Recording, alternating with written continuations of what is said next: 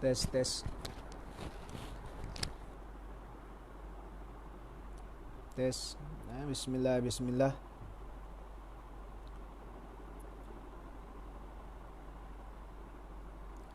Okey.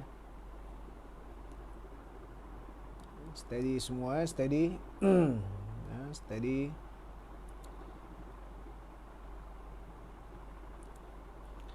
Bismillahirrahmanirrahim. Assalamualaikum warahmatullahi taala wabarakatuh. Alhamdulillah. Nahmaduhu wa nasta'inuhu wa nastahdihi wa na'udzu billahi min syururi anfusina wa min sayyiati a'malina. Man yahdihillahu fala mudilla lahu wa man yudlil fala hadiyalah. Asyhadu an la ilaha illallah wahdahu la syarikalah wa asyhadu anna sayyidana Muhammadan abduhu wa rasuluhu. Allahumma salli wa sallim wa barik ala sayyidil mursalin imamil muttaqin wa ala alihi wa ashabihi ajma'in wa tabi'in wa tabi'it tabi'in wa man istanna bisunnatihi ila yaumiddin, amma ba'd. Rabbi syrah li sadri wa yassir li amri wa hlul 'uqdatam min lisani yafqahu qawli. Alhamdulillah. Syukur kita ke hadrat ilahi dengan izin dan limpahan kurniaannya.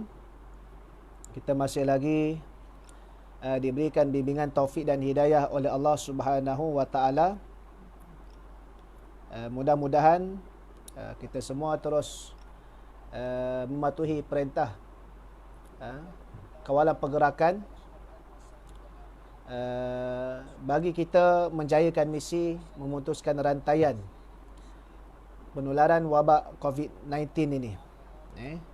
Mudah-mudahan Allah Subhanahu wa taala memberikan kekuatan kepada barisan hadapan, para petugas, para doktor dalam merawat dan mengubati pesakit-pesakit dan juga yang disuspek, yang disyaki berjangkit.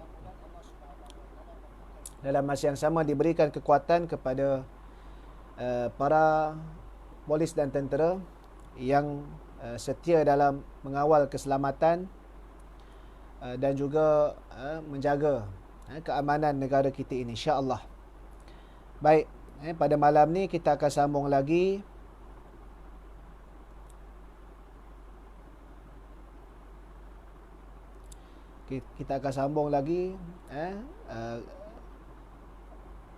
kitab atau buku wasiat 30 wasiat Al-Imam Asy-Syafi'i rahimahullahu taala.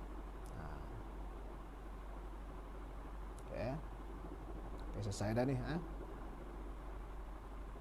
kita akan sambung lagi wasiat Al-Imam Asy-Syafi'i rahimahullahu taala.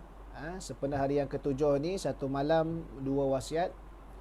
Jadi kita akan masuk kepada wasiat yang ke-13 dan juga yang ke-14. Baik.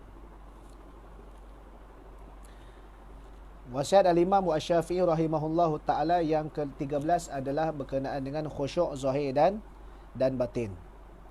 Baik. Di mana kata Al-Imam Asy-Syafi'i rahimahullahu taala, khusyuk secara zahir adalah khusyuknya orang awam. Khusyuk secara batin adalah khusyuknya orang pilihan di sisi Allah Subhanahu wa taala. Jadi ada beza di situ, ibadah orang awam dan ibadah tingkatan yang disebut di dalam istilah tasawuf orang al-arif billah. Jadi khusyuk ni apa? Adalah satu daripada tafsiran khusyuk adalah hasil daripada solat yang disertai dengan hati.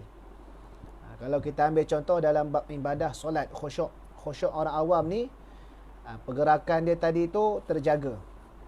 Dia tidak bergerak dalam keadaan melakukan perkara-perkara yang boleh menyebabkan banyak pergerakan, tapi tidaklah sampai membatalkan semayang dia.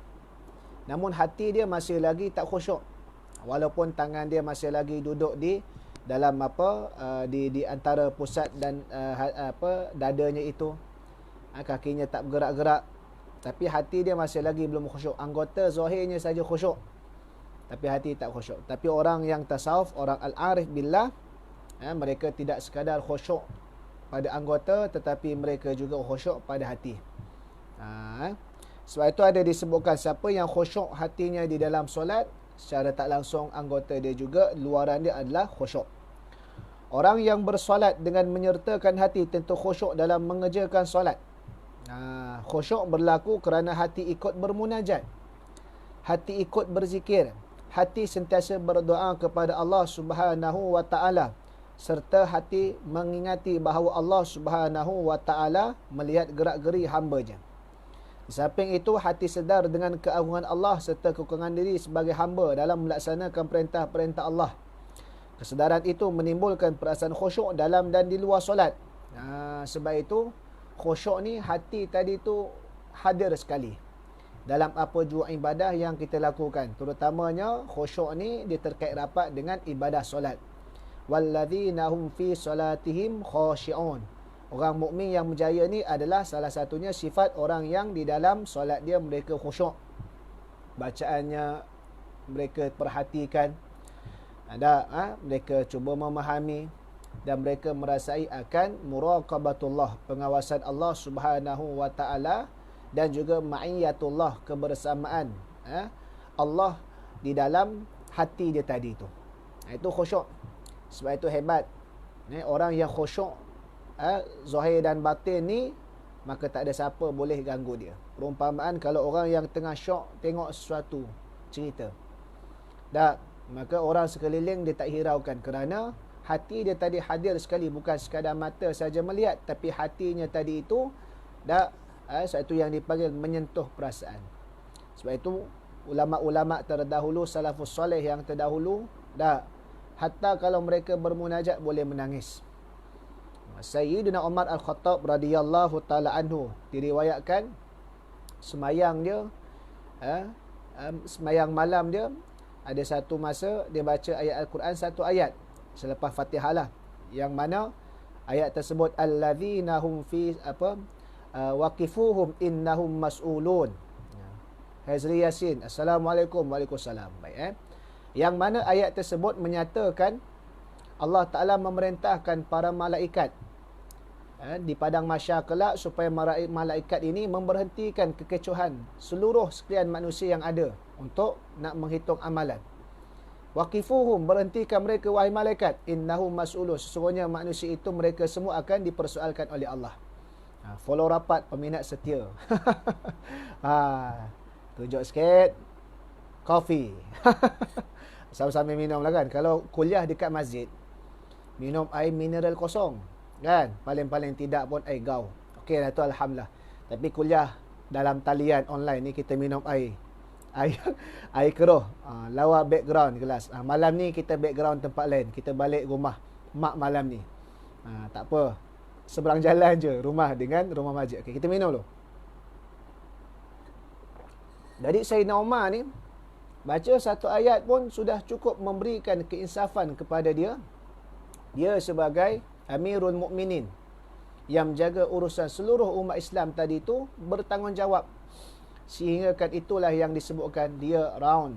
Dia pusing sekitar Madinah, khususnya tempat pusat pentadbiran dia, nak memastikan kebajikan rakyat di bawah dia tadi itu terbela, tidak ada yang terlepas pandang, akan diusahakan sedaya mungkin.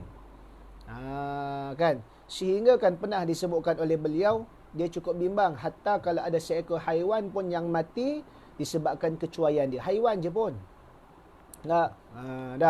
tapi nak menyatakan begitu bersungguhnya. Kerana apa? Setiap perkara di dunia ini kita akan dipersoalkan oleh Allah Subhanahu wa taala. Jadi kesan daripada semayang ni itu, membaca Al-Quran di dalam semayang ni itu, khusyuk, hati dia hadir sekali dalam bacaan, maka menjadikan dia seorang pemimpin pemerintah yang agung, pemerintah yang terulung. Sehingga kisah dia dalam nak menjaga rakyat, kebajikan dan pembaharuan yang dibuat cukup disebut-sebutkan di dalam sejarah. Itu hebat kesan apabila pemimpin tadi itu meletakkan panduan Al-Quran, sunnah Nabi SAW serta wawasan akhirat di hadapan. Maka setiap gerak-geri di dunia ini akan dibimbangi, kerana akan dijawab di hadapan Allah Subhanahu wa taala kelak.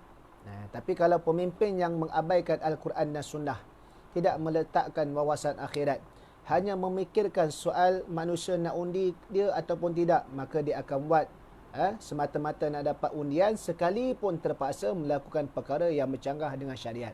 Kita tolak politik macam tu. Politik Islam tidak sedemikian rupa. Itu yang selalu dipesan oleh Tuan Guru Presiden dan juga pimpinan-pimpinan kita di peringkat atasan. Hatta yang antara yang cukup terkesan, Tuan Guru almarhum Tuan Guru Ni Abdul Aziz Nikmat pernah sebut, setiap kali dalam ceramah dia, dalam ucapan dia, sama ada di peringkat dakwah, di peringkat pentadbiran kerajaan, dia akan sebut dosa pahala, dosa pahala. Jadi buatlah sesuatu yang mendatangkan pahala di sisi Allah. Tinggalkanlah apa sahaja perkara yang mendatangkan dosa kepada Allah. Macam sekarang ni, kita banyak duduk di rumah. Rakyat yang umum, itulah saham kita. Maka itulah pahala kita untuk kita persembahkan di hadapan Allah dalam kita nak membantu dalam situasi COVID-19 ini. Tapi dalam masa yang sama, janganlah terlalu berseronok sehingga kan nak dibuat troll. Kononnya suami itu bila duduk di rumah barulah nak masak, maka dipakainya pakaian isterinya tadi itu dan duduk di dapur, diambil gambar konon-kononnya menjadi suri rumah. Tidak perlulah sampai sedemikian rupa nak pakai pakaian wanita. Bahkan perkara itu adalah dilaknat oleh Nabi SAW, lelaki yang menyerupai wanita, sama ada pada pakaian dia, pada gerak-gerinya tadi itu. Macam biasa, masak sahaja macam biasa, tak ada masalah. Tapi janganlah sampai kita berseronok terus sangat. Sedangkan kita dalam situasi ujian daripada Allah yang kita tidak mahu bala ini dilanjutkan, dipanjangkan oleh Allah kerana maksiat-maksiat yang masih lagi tidak insaf oleh kita yang berada dalam ujian tersebut. Jadi khusyuk ni merupakan satu perkara yang penting dalam solat khususnya. Tetapi siapa yang dapat khusyuk, maka ibadah dia tadi itu adalah ibadah yang terbaik. Macam semayang, Allah Subhanahu wa taala sebut, wa innaha lakabiratun illa 'alal khashiin. Sesungguhnya semayang itu berat. Tapi dia akan kecuali kepada orang yang khusyuk, kerana dia merasai lazat dalam semayang dia. Macam baca Quran pun berat. Nak baca Quran setengah jam bukan mudah, susah. Berbanding kalau kita nak tengok yang hiburan. Ini realiti. Jiwa kita, nafsu kita mungkin nafsu yang peringkat ammarah ataupun peringkat lawamah. Belum sampai lagi nafsu mutmainnah ataupun nafsu yang apatah lagi yang lebih tinggi.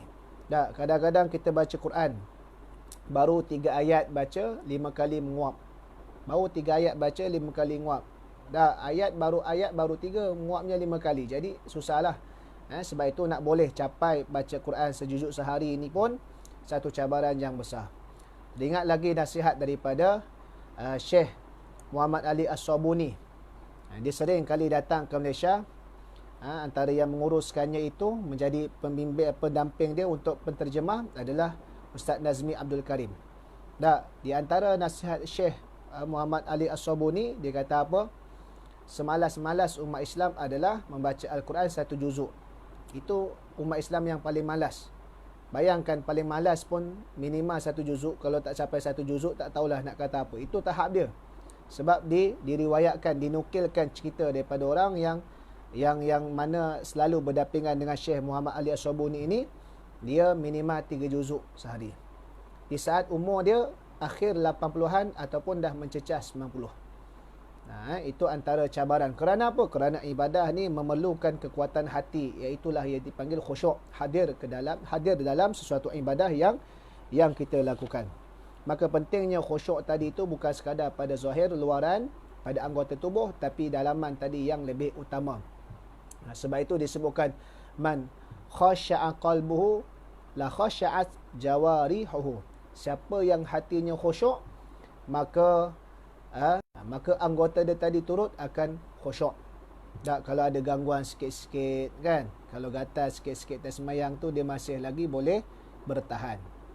Kerana apa? Kerana fokus dia terhadap intipati dalam semayang tadi itu adalah terlebih utama. Sebab itu Allah Subhanahu wa taala menghadiahkan solat kepada kita. Kan kita baru melalui peristiwa yang memperingatkan kepada Isra' dan Mi'raj. Allah hadiahkan kepada Nabi sallallahu alaihi wasallam dan juga umat Nabi sallallahu alaihi wasallam solat fardu. Asalnya 50 waktu, kemudian dikurangkan kepada 5 waktu. Tak, diberikan hadiah solat. Selepas apa? Selepas Allah menguji Nabi dengan ujian yang berat. Kehilangan 2 orang yang rapat, isteri Nabi sallallahu alaihi wasallam, iaitu Sayyidatina Khadijah bintu Khuwailid, serta bapa saudara Nabi sallallahu alaihi wasallam, iaitu Abu Talib. Hilang orang yang rapat, orang yang kuat dalam membantu dakwah Nabi. Tekanan di Mekah semakin kuat. Kemudian Nabi berhijrah, bukan Nabi berhijrah, Nabi merancang tempat strategik yang baru, iaitu cadangannya di Taif. Tetapi ditolak secara keras. Sehingga Nabi sallallahu alaihi wasallam berintih bermunajat kepada Allah.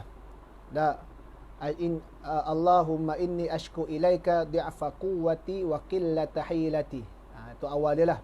Wahai Tuhan, sesungguhnya aku mengadu kepada Engkau akan lemahnya kekuatan aku dan kurangnya perancangan aku. Kan? Kemudian Allah Ta'ala mentakdirkan Isra' dan Mi'raj dan hadiahkan solat. Nak mengatakan antara hikmah dia, saat kita buntu, saat kita berasa susah, saat kita rasa habis cara dah usaha kita yang boleh kita usahakan, di sana jangan lupa jalan keluar dia, iaitulah hubungan kita dengan Allah. Dirikanlah solat, mohon munajat kepada Allah, merintihlah kepada Allah. Kerana dia yang maha berkuasa, dia memiliki segala alam. Sebagaimana juga yang situasi kita hadapi ni, di saat kita berusaha pada zahir kelakuan kita sebagai manusia, jangan kita lupa untuk kita dekatkan diri kepada Allah. Walaupun dalam situasi sekarang kita kena jarak sosial, kena menjaga jarak sosial, tapi dalam masa sama kita kena terus mendekatkan diri kita kepada Allah. Mudah-mudahan Allah Ta'ala melenyapkan wabak ini dan memberikan kesejahteraan agar kita dapat menyambut Ramadan dan Hari Raya kali ini dalam keadaan yang baik. Seterusnya, bab yang ke-14, wasiat yang ke-14, iaitulah awas kubur menunggu. Ini peringatan tentang matilah. Di mana kata-kata Al-Imam Asy-Syafi'i, kubur adalah sebuah perhentian sementara bagi membolehkan ke satu perhentian lagi yang penuh dengan soal siasat, iaitu pada mahsyar. Oleh itu, siapkan jawapan yang adil dan benar menerusi amal yang benar dan taat kepada Al-Haq yang tidak berbelah bahagi. Jadi dalam kita hidup ni, kita kena ingat, kita perlu buat persiapan untuk ke alam akhirat. Sebelum kita pergi ke alam akhirat, kita akan transit terlebih dahulu ke alam barzakh, iaitulah ke dalam kubur. Dan kita menziarahi kubur ini menjadi satu sunnah Nabi sallallahu alaihi wasallam, kerana dengan tujuan menziarahi kubur memperingatkan kita kepada kematian. Dan dengan memperingatkan kita kepada kematian, kita tidak akan hanyut dengan kelazatan dunia ini, yang mana kita akan melaksanakan amal soleh sebagai bekalan kita. Sebab itu bila kita ke kubur pun, kadang-kadang kita ni bila ke kubur pun kita hanya ingat hantu sahaja. Sedangkan bila kita ke kubur, di sana ada beberapa sunnah Nabi sallallahu alaihi wasallam. Tapi orang kita ni bila kubur hantu. Jadi bila nampak kubur tadi itu, terus tak dapat pahala sunnah kerana yang diingat hantu dan nak larikan diri. Lalu tepi kubur tengah malam, daripada elok-elok pasang radio scan yang lagunya rancak, yang lagunya boleh menghentak-hentak kepala. Dah 12 malam ke atas, dia pun tengah lalu tepi kubur, tukar radio iKim. Sebab apa? Bacaan Quran. Lepas 500 meter daripada kubur, tukar balik radio. Kerana apa? Takut ke hantu. Sedangkan bila kita melalui kat kubur ni, ada beberapa sunnah amalan yang boleh kita lakukan. Yang pertamanya, kita memberi salam kepada ahli kubur. Sama ada kita nak bagi salam macam salam biasa, Assalamualaikum ya ahlal kubur pun boleh, ataupun nak ambil lafaz yang warid daripada Nabi sallallahu alaihi wasallam pun boleh, Assalamualaikum ya ahla diyari qaumil mu'minin wa inna insyaallahu bikum lahikun. Kita bagi salam kepada penduduk-penduduk kubur. Ni kubur orang Islam lah. Jangan bagi salam ke kubur yang penganut agama lain pula. Itu khurafat namanya, bahkan bid'ah dolalah. Kubur orang Islam. Yang keduanya, kita menerima pakai secara umumnya kat Malaysia ini manhaj yang menyatakan harus dan sampai sedekah pahala. Maka kita bacalah Al-Fatihah, kita sedekahkan pahala kepada penghuni-penghuni kubur umat Islam di situ. Yang ketiganya apa? Dengan kita melalui kubur, kita nampak kubur, kita memperingati mati. Maka itu adalah sunnah-sunnah bila kita melalui kubur, di antara salah satunya lah. Baik. Kubur ni kita transit sahaja. Kita tidak selama-lamanya di dalam alam barzah. Kerana kematian itu adalah proses pindahan. Pindah ke mana? Nak pergi ke alam mahsyar, iaitulah diperhitungkan segala amalan-amalan kita. Sebab itu orang yang hidup ni sentiasa mengingati mati adalah orang yang akan menjaga amalan dia dalam keadaan yang terbaik. Dia akan menghindari daripada perkara-perkara yang boleh mendatangkan dosa, kerana dia tahu ke akhirat kelak nanti dia tak mampu dalam nak memikul dosa-dosa yang dibuat di dunia ni. Contoh zaman sekarang ni cukup bahaya. Kita siarkan ataupun kita posting sesuatu tulisan. Tulisan tu fitnah. Tulisan tu tuduhan jahat. Maka bayangkan tersebar di seluruh negara. Tersebar dalam rangkaian yang kita pun tak dapat nak kenal pasti. Maka bagaimana kita nak menarik balik tuduhan tadi tu, nak meminta maaf kepada orang ramai. Sebab itu, kalau kita berdakwah di zaman sekarang, dakwah di media sosial, kalau ada orang kata, Ustaz, saya sedih lah bila saya posting satu benda yang baik, orang komen saya berterupus ke sebagainya, maka saya rasa macam putus asa. Jangan putus asa. Kerana apa? Yang pertama, kita posting benda baik itu untuk pahala, bukan untuk nak dapat pujian orang komen tadi itu. Yang keduanya, kena ingat, setiap kita yang bermain dengan media sosial ni, semua akan diperhitungkan akan tulisan kita. Kalau kita rasa kita boleh jawab tulisan itu dekat akhirat, silakan. Tapi kalau rasa kita tak boleh nak jawab akan tulisan yang membawa kepada tomahan, maka baiklah kiranya kita tak perlu nak menulis benda-benda yang jahat tadi. Maka sebab itu, kena ingat, nak menulis ni pun samalah macam bercakap. Nabi SAW kata apa? Man kana yu'minu billahi wal yaumil akhir falyakul khairan aw liyasmut. Siapa yang beriman kepada Allah dan hari akhirat, maka hendaklah dia bercakap benda yang baik ataupun dia diam, yakni daripada bercakap perkara-perkara yang keji, yang tak elok. Zaman sekarang ni lagi dahsyat daripada zaman dulu. Zaman dulu kalau kita cakap satu kampung 7 tahun. Zaman sekarang ni dengan media sosial, seluruh negara, luar negara boleh tahu, sahabat-sahabat di luar sana. Sebab itu hati-hati dalam menulis. Sebab itu bila kita marah atau kita dalam keadaan beremosi, jangan pegang apa-apa media sosial ni. Kerana bimbang kita akan tulis benda-benda di luar kawalan dalam keadaan emosi kita tak stabil, yang mana tulisan tadi itu mendatangkan dosa kepada kita. Begitulah juga kita membuka aib, sehingga kan akhir sekali benda tadi itu mendatangkan dosa kepada kita. Maka hati-hati. Maka bagaimana nak boleh rasa hati-hati ni? Iaitulah kena ada suatu sikap kita mengingati mati. Ingat, rumah kita nanti di dunia ni tak kekal, bahkan kita akan singgah ke alam kubur. Kita pergi tengok tanah perkuburan. Inilah rumah aku nanti akhir sekali. Rumah yang besar-besar kita bina kat dunia ni tak salah, tetapi dia tak kekal, akan diwaris kepada generasi akan datang. Maka bagaimana nak memastikan rumah yang kita akan berada alam kubur ni dalam keadaan yang baik? Ada hadis Nabi SAW menceritakan yang bermaksud, malaikat datang ke kubur di alam barzah. Malaikat tengok ada satu kubur bercahaya, ada satu kubur gelap gelita. Malaikat pun tanyalah kepada penghuni kubur yang bercahaya tersebut, cahaya terang benderang. Malaikat tanya, apakah yang menyebabkan kubur kamu ni terang benderang? Maka penghuni itu kata, amalan daripada zuriat aku, anak aku yang soleh-solehah senantiasa menyampaikan pahala kepada aku.